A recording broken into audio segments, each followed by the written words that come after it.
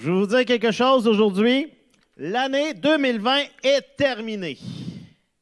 Je vais prendre un moment pour le répéter. L'année 2020 est terminée. Rarement dans notre vie est-ce qu'on a eu autant hâte qu'une année se termine. Il y a eu tellement, on a eu l'impression en tout cas qu'il y a eu beaucoup de mauvaises choses en 2020. Hein, j'ai fait, cette semaine, j'ai voulu me déprimer un petit peu. C'est que j'ai fait une recherche des choses qui sont arrivées de négatives en 2020. Et attention, j'espère que vous n'allez pas terminer comme moi j'étais déprimé quand j'ai regardé, mais on en a pour un petit bout. Il y a eu les manifestations d'Hong Kong, hein, où à tous les jours des gens sortaient pour dire, revendiquer d'avoir plus de liberté dans la ville d'Hong Kong, de garder leur démocratie. Il y a eu les feux de forêt en Australie qui ont tué près de 500 millions d'animaux. Il y a eu un conflit entre la Chine et l'Inde et certains parlaient d'un début de Troisième Guerre mondiale. Il y a eu l'éruption d'un volcan aux Philippines qui a causé l'évacuation de milliers de personnes. On a vécu le vote de destitution de Donald Trump, qui n'a pas passé finalement, mais on a tous vécu ça. Je suis sûr que je vais nommer des choses, ça fait « Ah, c'est vrai, on a vécu ça cette année. » Il y a eu le Brexit, qui a finalement été officialisé. Il y a eu TikTok, et ça, il faut être parent d'ado ou dans un milieu scolaire pour comprendre le fléau TikTok, la pandémie plus grande que le COVID, qui fait danser des ados dans tous les lieux devant des cellulaires, on ne comprend pas ce qui se passe. Si vous êtes parent, vous comprenez. Si vous êtes ado, vous dites « Ah, il ne comprend pas. » Il y a eu le COVID avec ses 74 millions de cas et ses 1 640 000 morts jusqu'à maintenant. Il y a eu le confinement dans plusieurs pays du monde en débutant avec l'Italie. Au Québec, on a eu le confinement à partir du mois de mars, le déconfinement, des zones pleines de couleurs et un reconfinement. Il y a eu un début de crise économique à cause de tout ça, la perte d'emploi. On a vécu la mort de George Floyd et les manifestations dans plusieurs villes aux États-Unis et dans le monde. Et c'est ensuite tout le mouvement Black Lives Matter. Il y a eu un tremblement de terre de 7,5 de magnitude au Mexique. Kim Jong-un est mort. Ah, il n'est plus mort. On l'a revu, on ne sait pas si c'est lui ou si c'est un sosie, mais il y a un Kim Jong-un en Corée du Nord. En Russie, il y a un amendement à la Constitution qui a permis à Vladimir Poutine de se représenter pour 2 autres termes de 6 ans. Puis dans 12 ans, il va refaire la même chose. Puis il va vivre aussi longtemps que la reine d'Angleterre. Il y a eu l'explosion des inondations en Chine, en Inde, au Népal. Il y a eu l'explosion d'un entrepôt d'ammonium de nitrate à Beyrouth, au Liban. La légende de la NBA, Kobe Bryant, est mort dans un écrasement d'hélicoptère. Un avion ukrainien s'est écrasé en Iran. Un avion s'est écrasé au Pakistan. Le prince Harry et Meghan Markle se sont retirés de leurs fonctions royales et ont déménagé au Canada. On est dans les pires choses, là. Des feux de forêt sur la côte ouest américaine. Il y a eu le meurtre d'un enseignant en France. Un autre meurtre semblable de 3 personnes à Nice. Des manifestations en Biélorussie, une deuxième vague de COVID, un meurtre au katana dans les rues du Vieux-Québec, des actes de terrorisme, des cyberattaques, des cataclysmes, des politiciens corrompus, des dictatures. Il s'est passé des choses en 2020.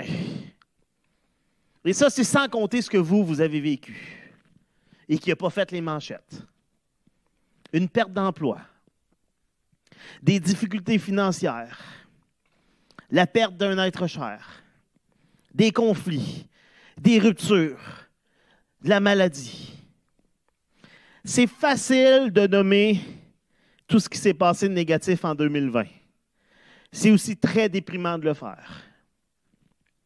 Et honnêtement, j'ai l'impression, je pense qu'à chaque année, on pourrait trouver des choses négatives partout dans le monde. Si on enlevait la crise du COVID, je ne sais pas si 2020 est une année pire que les autres. Je n'ai pas pris le temps de recomparer toutes les statistiques. Mais je sais que la proximité et l'intensité de la crise qu'on vit en ce moment et les sentiments qu'on vit à chaque jour nous fait voir beaucoup plus facilement le négatif dans tout. On a l'impression que ça finira jamais. Et ça devient même difficile de trouver des choses positives qui se sont passées en 2020. Alors que c'est tellement important. Et ce matin, en commençant, je veux qu'on prenne un moment pour le faire. Je veux qu'on prenne un moment pour réfléchir à ce que Dieu a fait pour vous en 2020. à réfléchir à une bénédiction que vous avez vécue, une chose positive dans votre vie. Et je vous invite, on va prendre quelques minutes. Si vous êtes sur le Facebook du Carrefour en ce moment, vous regardez la réunion à travers Facebook Live, vous avez accès à tous les commentaires. Et je vais vous donner quelques minutes, 2-3 minutes, juste pour que vous preniez le temps d'écrire des bonnes choses qui se sont passées dans l'année. Et je vous le dis, en ce moment, je suis devant mon ordinateur dans mon salon ou dans ma cuisine et je suis en train de lire vos commentaires et de vous répondre. Si vous n'êtes pas sur Facebook, vous nous écoutez sur YouTube ou autre chose, bien, prenez le temps de le dire à quelqu'un. Prenez le temps quand même de réfléchir, qu'est-ce que Dieu a fait pour moi cette année? Donc, je vous donne quelques minutes.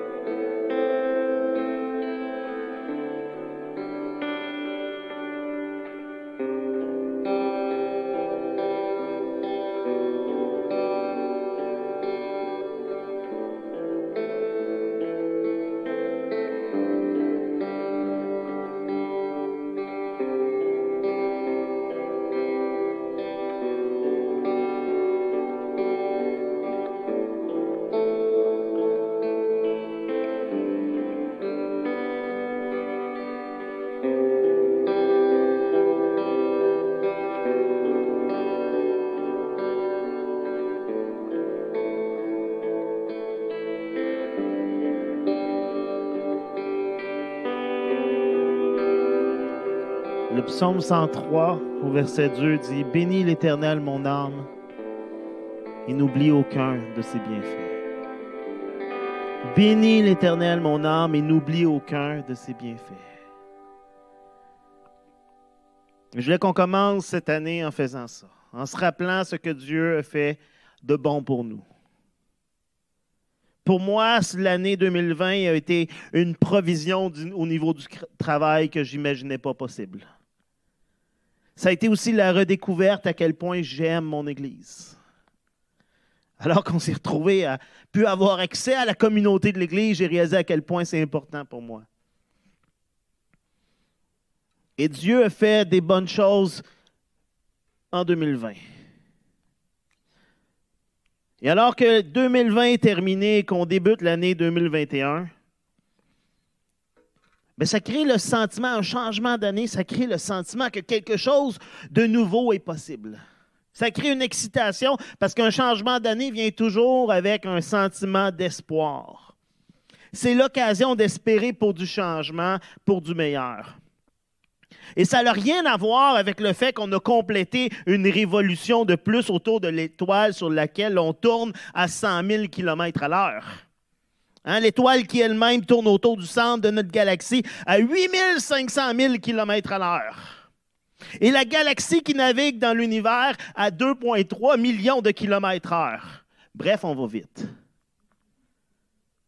Il n'y a rien de scientifique ou de magique là-dedans de dire on change de chiffre. Mais changer d'année, c'est toujours le moment de s'arrêter, de réfléchir sur l'année précédente, mais surtout de faire des projets pour l'année qui débute, de prendre des résolutions, de se faire des souhaits. Et encore là, on ne parle pas de souhait comme Pinocchio ferait à la fée bleue ou comme Aladdin dirait au génie, « Ah, je souhaite. » C'est pas ça, c'est pas ce genre de souhait-là qu'on se fait. Hein, ce qu'on veut dire, c'est ce que je désire pour toi, ce que j'espère que tu puisses expérimenter cette année. Et traditionnellement, on se souhaite la santé, le bonheur, l'amour et toutes les bonnes choses. Eh bien, aujourd'hui, je voudrais vous faire mes souhaits, je vais vous offrir mes souhaits du Nouvel An 2021.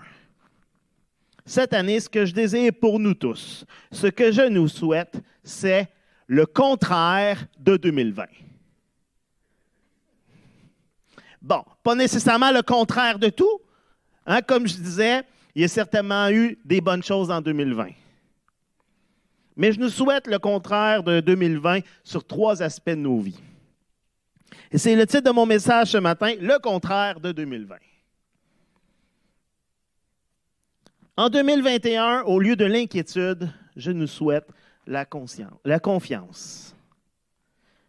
En 2020, on a vécu beaucoup d'incertitudes. Et avec l'incertitude vient souvent l'inquiétude, la crainte. Est-ce que je vais être malade? Si quelqu'un a eu COVID, hein, est-ce que je vais passer à travers? Qu'est-ce qui va se passer? Est-ce que je vais perdre mon emploi? Est-ce que je vais arriver financièrement? Est-ce que je vais pouvoir voir ma famille? Et les médias, les réseaux sociaux nous ont bombardés de mauvaises nouvelles, de doutes, de scénarios hypothétiques, de scénarios catastrophes. Et c'est facile dans ces moments-là de ressentir de la peur, de la crainte, de l'inquiétude. Mais le message que l'ange a apporté à Marie, que Jésus a apporté à ses disciples est encore pour nous aujourd'hui. Ne crains rien. Dans Philippiens 4, Philippiens chapitre 4 au verset 6 et 7, l'apôtre Paul nous dit « Ne vous inquiétez de rien, mais en toute chose faites connaître vos besoins à Dieu par des prières et des supplications, par une attitude de reconnaissance. Et la paix de Dieu qui dépasse tout ce qu'on peut comprendre gardera votre cœur et vos pensées en Jésus-Christ. »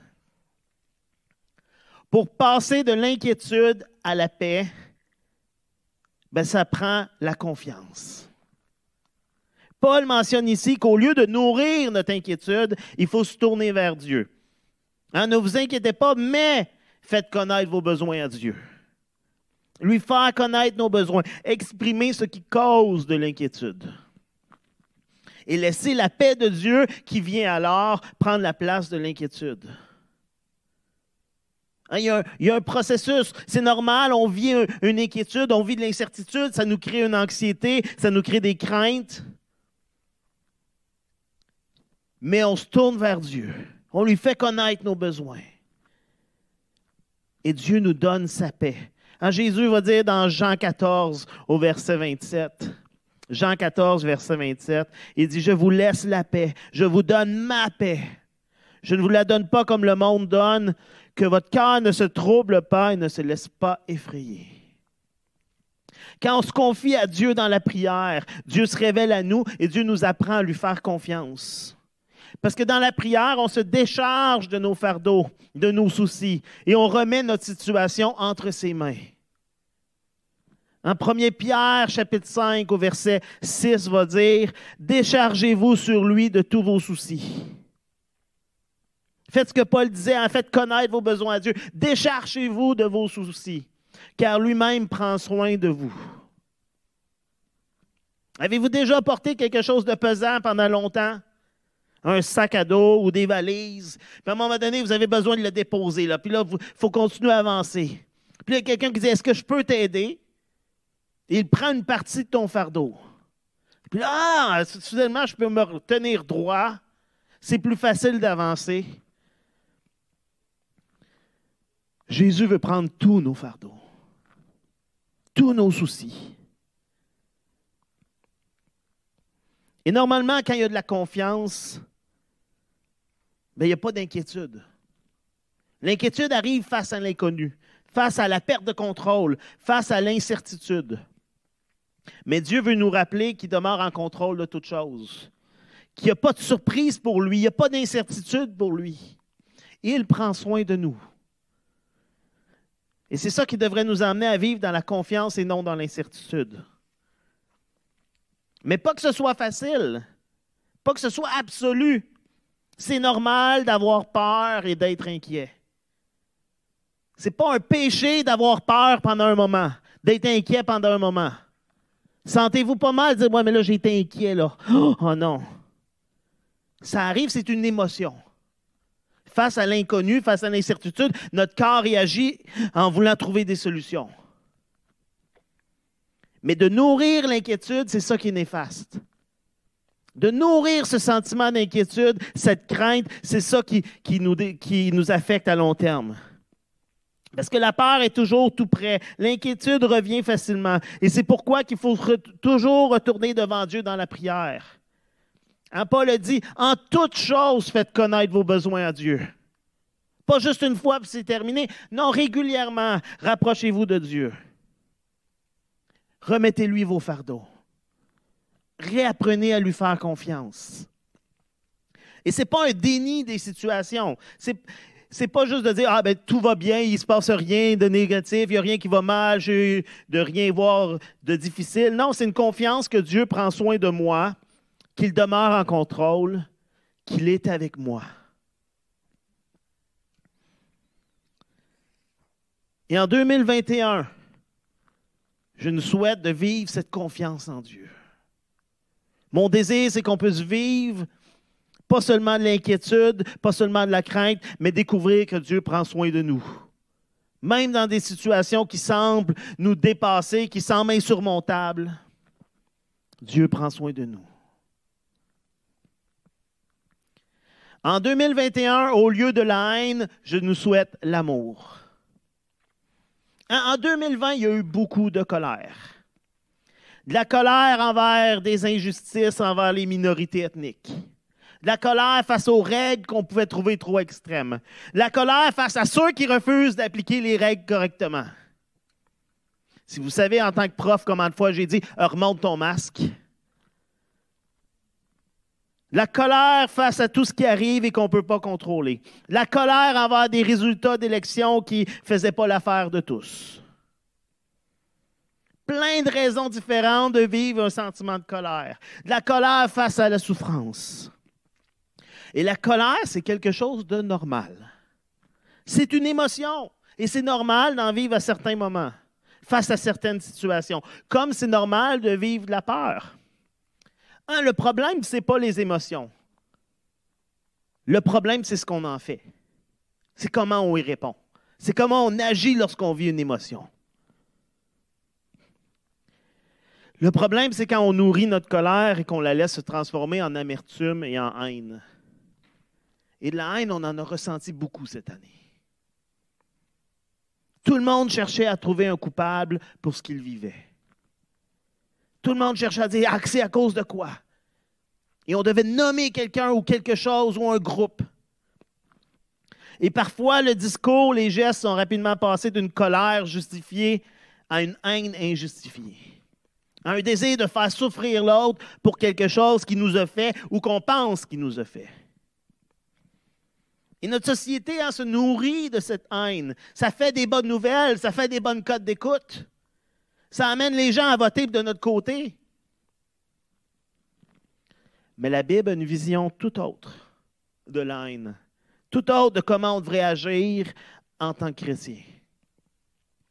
Et je vous invite à regarder avec moi dans 1 Jean, chapitre 4, au verset 20.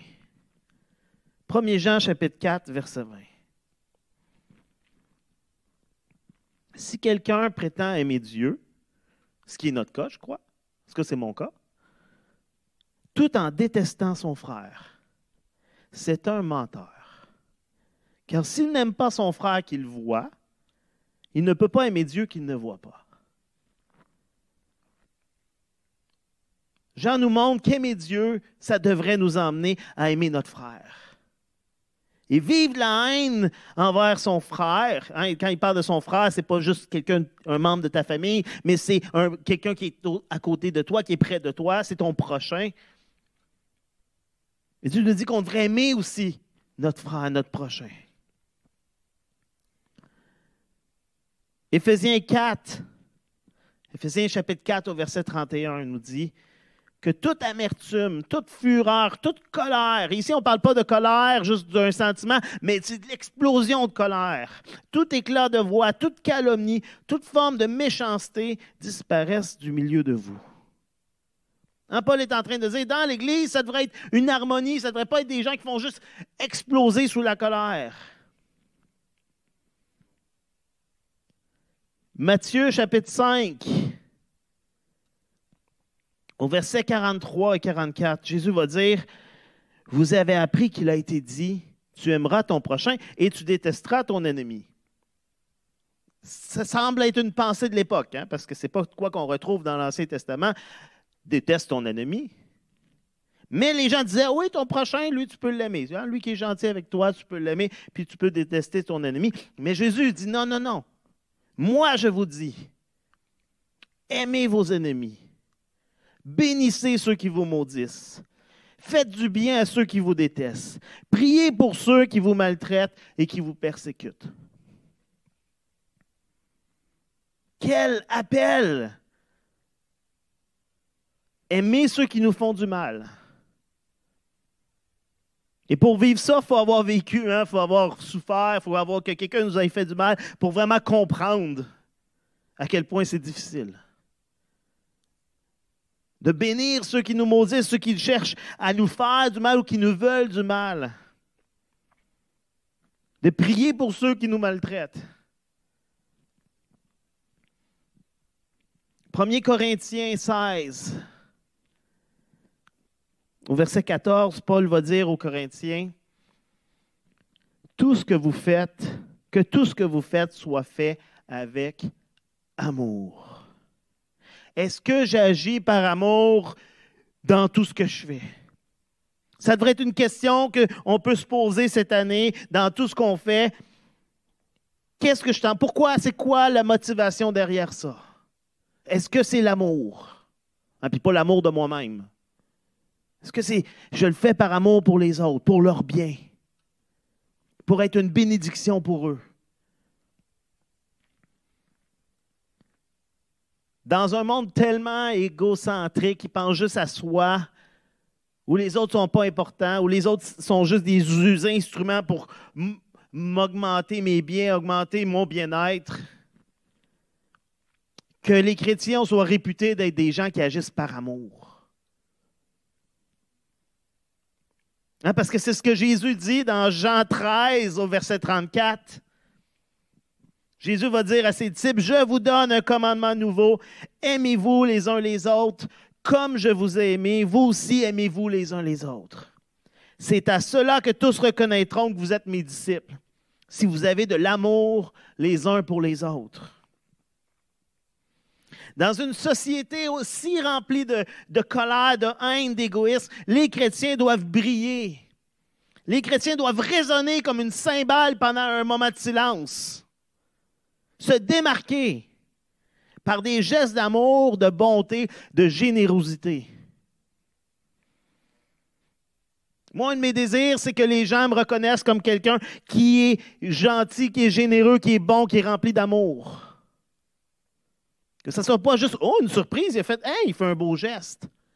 Non, que ça soit tellement fréquent que c'est ça que les gens sont capables de dire de moi. Qu'en 2021, nous devenions ceux qui communiquent et qui démontrent l'amour de Dieu envers les autres. Jésus va dire, tu aimeras ton prochain comme toi-même. Et quand je vais demander, c'est qui mon prochain? Parce que c'est facile de prendre les versets qu'on a lus avant et dire, ah oui, aimer son frère. Bon, ben, je vais aimer les gens de l'Église. Là. Je vais aimer les chrétiens comme moi. Ah, les proches, mon prochain, les gens avec qui je suis semblable. Mais quand Jésus se fait demander, c'est qui ton prochain? Il raconte l'histoire du Samaritain. Je vous invite à aller le lire par vous-même si vous n'êtes pas familier avec l'histoire. Hein? Mais l'histoire nous apprend que le prochain, ben c'est n'importe qui. C'est souvent même celui qui est le plus différent de nous. Dans l'histoire du bon Samaritain, le Samaritain et le Juif qui est blessé, c'est des ennemis, c'est des gens qui se détestaient, qui ne se parlaient pas dans la vie parce qu'il y avait une haine raciale entre les deux. Et Jésus va dire, le prochain, c'est celui qui est différent de toi, mais qui est dans le besoin, qui est là avec toi. En 2021, mon désir pour nous, c'est l'amour au lieu de la haine. Et finalement, en 2021, ce que je nous souhaite, c'est au lieu de l'isolement, je nous souhaite la communauté. Une des choses qu'on a réalisées en 2020, c'est à quel point on a besoin des uns des autres. Comme enseignant, j'ai réalisé à quel point c'est important d'être présent avec mes élèves. Enseigner à distance, ça ne marche pas longtemps. Ça ne fonctionne pas. Hein, on a découvert le mot présentiel. Mais moi, j'ai réalisé qu'on est loin d'être les enseignants d'être remplacés par des robots. L'idée d'un futur où c'est une caméra qui est en avant, puis tout le monde est assis de chez lui, puis écoute, ou c'est un robot qui enseigne, j'ai découvert que ça ne sera pas avant très longtemps. Parce que le contact humain est important, est essentiel. Et comme Église, on a réalisé à quel point on apprécie être les uns avec les autres. Après des mois de réunions en ligne, au début, c'était tout excitant. Oh, on se rencontre le dimanche matin. On n'a pas à s'habiller. On peut rester en pyjama. Je peux boire mon café en même temps. Oh, c'est le fun. Je peux le réécouter quand je veux. Mais assez rapidement, on a fait, il nous manque quelque chose. On ressent chez les gens ce besoin de se réunir ensemble. On le voit quand il y a des gens qui viennent dans les petits groupes, l'excitation qu'il y a à 2 mètres de distance avec un masque, mais il y a une excitation de juste se voir puis de communiquer ensemble. C'est pas pour rien que le psalmiste écrit dans le psaume 133, « Oh, qu'il est agréable, qu'il est doux pour des frères de demeurer ensemble. » Il y a une excitation, « Ah, c'est merveilleux d'être ensemble. » Et après, le psalmiste compare à des choses que je ne comprends pas trop, de l'huile qui coule sur une barbe, ce n'est pas quelque chose qu'on comprend, mais on comprend que c'est quelque chose d'excitant, de merveilleux. C'est agréable d'être ensemble. Lorsqu'il y a eu l'incendie au Carrefour, on a expérimenté que l'église locale, ce n'est pas un bâtiment. Hein, moi, je me souviens encore de notre première réunion dans le gymnase de l'Église Vie Abondante, le premier dimanche où Pasteur Paul a dit « Bienvenue au Carrefour chrétien de la capitale », alors qu'on n'était pas dans le bâtiment. Et le sentiment que ça m'a communiqué de « Nous sommes l'Église ». Ça, on l'a expérimenté, puis on l'a expérimenté au cinéma. Mais en 2020, on a expérimenté que l'Église locale, ce n'est pas une réunion le dimanche. C'est des gens. Parce qu'on a beau faire nos réunions en ligne, et c'est mieux que rien, mais on le sait qu'il nous manque quelque chose. Il nous manque la communauté. Parce qu'on a besoin les uns des autres. On a besoin de s'encourager, de se réconforter, de louer ensemble, de chanter ensemble, de prier ensemble, de s'écouter, de partager. Hébreux 10, au verset 24 et 25, nous dit, dans Hébreux 10, verset 24, « Veillons les uns sur les autres pour nous encourager mutuellement à l'amour et la pratique du bien. » Hein, vous voulez avoir plus d'amour et vous voulez pratiquer le bien davantage, entourez-vous de gens qui vont vous encourager là-dedans. Verset 25 dit, « Ne délaissons pas nos réunions comme certains en ont pris l'habitude. Au contraire, encourageons-nous mutuellement, et cela d'autant plus que vous voyez se rapprocher le jour du Seigneur. » Hein, et l'idée de réunion ici, ce n'est pas juste de dire « Ah, mais oui, le dimanche matin de telle heure à telle heure. » Non, c'est juste le fait de se réunir ensemble. Et ce fait de se réunir ensemble sert à quoi, selon l'auteur d'Hébreux? Sert à s'encourager mutuellement. Tu as besoin des autres, et les autres ont besoin de toi. Jésus est venu pour bâtir son Église. Et son Église, ce n'est pas un bâtiment ou un paquet de bâtiments. L'Église de Jésus, c'est une communauté de croyants réunis ensemble. Et on va lire ensemble dans Acte 2, à partir du verset 42, qui nous décrit Hein, l'Église au début, dans ses débuts. Et je veux qu'on lise avec l'espérance de revivre ça en 2021. Acte 2, verset 42, ça nous dit « Dès lors, ils s'attachaient à écouter assidûment l'enseignement des apôtres, à vivre en communion les uns avec les autres, à rompre le pain et à prier ensemble. » Tout le monde était très impressionné, car les apôtres accomplissaient beaucoup de prodiges et de signes miraculeux. Tous les croyants vivaient unis entre eux et partageaient tout ce qu'ils possédaient. Ils vendaient leurs propriétés, leurs biens et répartissaient l'argent de tous selon les besoins de chacun. En d'autres mots, ils étaient généreux, ils prenaient soin de ceux qui étaient dans le besoin. Tous les jours, d'un commun accord, ils se retrouvaient dans la cour du temple, ils rompaient le pain dans les maisons et prenaient leur repas dans la joie, avec simplicité de cœur. Ils louaient Dieu et le peuple tout entier leur était favorable. Le Seigneur ajoutait chaque jour à leur communauté ceux qu'il sauvait. Avez-vous hâte qu'on puisse se réunir ensemble à nouveau? Manger ensemble à nouveau? Louer le Seigneur ensemble? Accueillir des nouvelles personnes qui viennent au carrefour et qui donnent leur vie à Jésus? En 2021, je nous souhaite de passer de l'isolement à la communauté. Ce n'est pas qu'on n'a pas la communauté maintenant. Si vous voyez l'effort qui est mis par plein de gens pour qu'on réussisse à communiquer ensemble, pour qu'on réussisse à se rencontrer en petits groupes, il y a tellement de choses qui sont organisées. Mais on est tous d'accord qu'il nous manque encore quelque chose. On a hâte de se serrer dans nos bras, de se dire « Hey, je suis content de te voir, comment ça va? » De parler ensemble, de partager ensemble, de louer le Seigneur ensemble. Je suis sûr que les musiciens sont d'accord avec moi. Ce n'est pas la même chose chanter des chants devant une caméra, même si on sait que vous êtes dans votre salon, que de vous entendre chanter. De louer ensemble. Je ne sais pas si vous le comprenez, mais ce que je suis en train de vous dire, c'est que le Carrefour, je vous aime.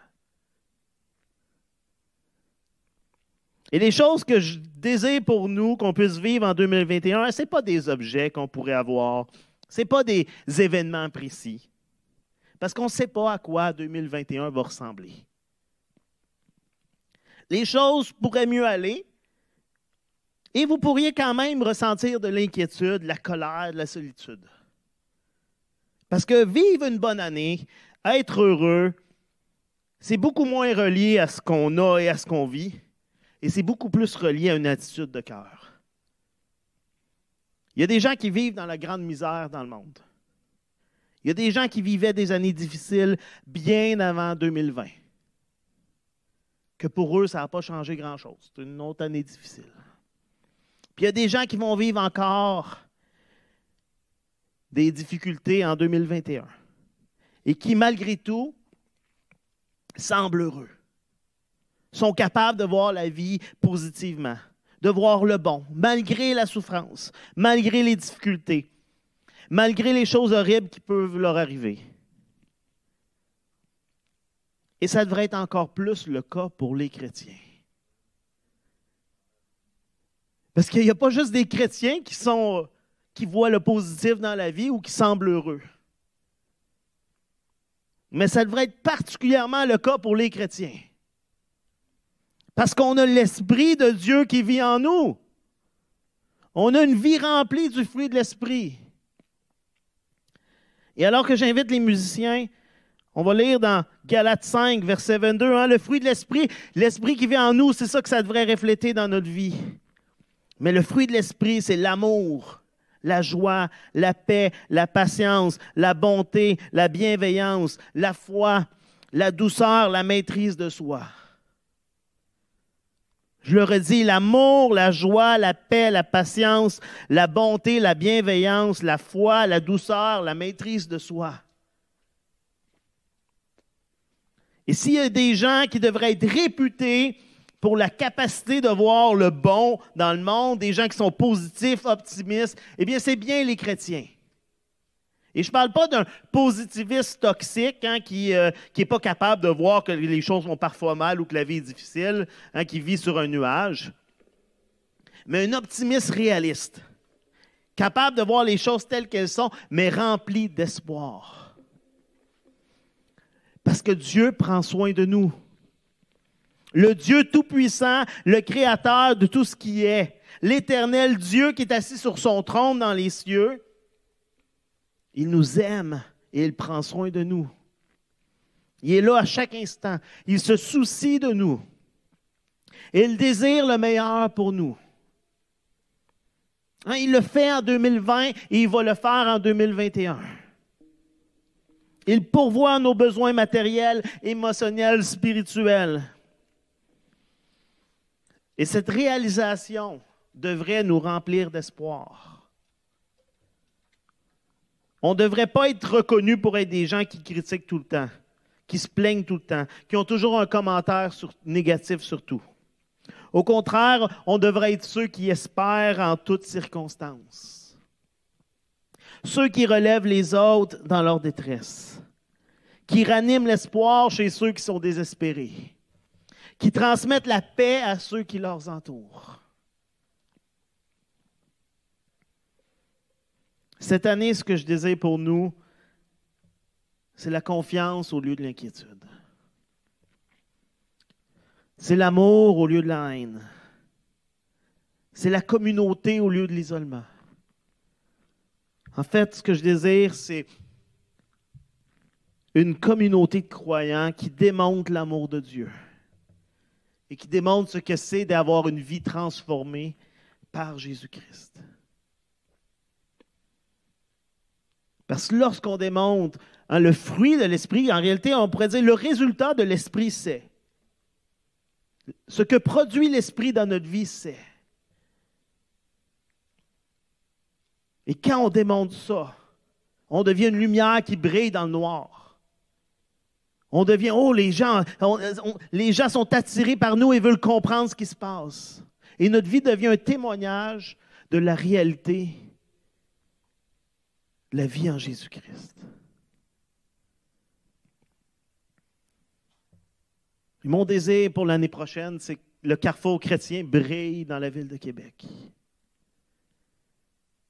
Qu'à travers notre amour, qu'à travers notre espérance, qu'à travers la fraternité qu'on retrouve ici, la communauté, que les gens puissent voir Jésus et puissent lui donner leur vie. Alléluia, Jésus. Seigneur, on veut te remercier, Seigneur, pour l'année 2020. On est capable de voir beaucoup de choses négatives et on ne peut pas dire que ça a été une année facile. Mais on sait que tu es quand même le meilleur pour nous. On te remercie parce que tu as pris soin de nous au travers de cette année. Que tu nous as fait grandir, que tu nous as appris des choses, Seigneur. Et Seigneur, comme on a lu au début, Seigneur, mon âme bénit l'Éternel et n'oublie aucun de ses bienfaits. Et Seigneur, on veut te bénir pour ce que tu fais dans nos vies, Seigneur Jésus. On veut te remercier, Seigneur, on veut te rendre grâce, on veut te donner toute la gloire qui te revient, Jésus. Et Seigneur, on veut te commencer cette année 2021 en te donnant nos vies, Seigneur. Seigneur, comme on a chanté au tantôt, comme une offrande, Seigneur, prends ma vie, Seigneur Dieu. Seigneur, on te remet cette année et on te prie qu'en 2021, on puisse être des instruments entre tes mains. Des communicateurs d'amour, de paix, Seigneur, de joie, de tout ce que ton esprit apporte, oh Dieu. Seigneur, que ta gloire brille dans nos vies. Et qu'à travers nous, Seigneur, les gens se tournent vers toi. Qu'à travers nous, les gens te voient, Jésus.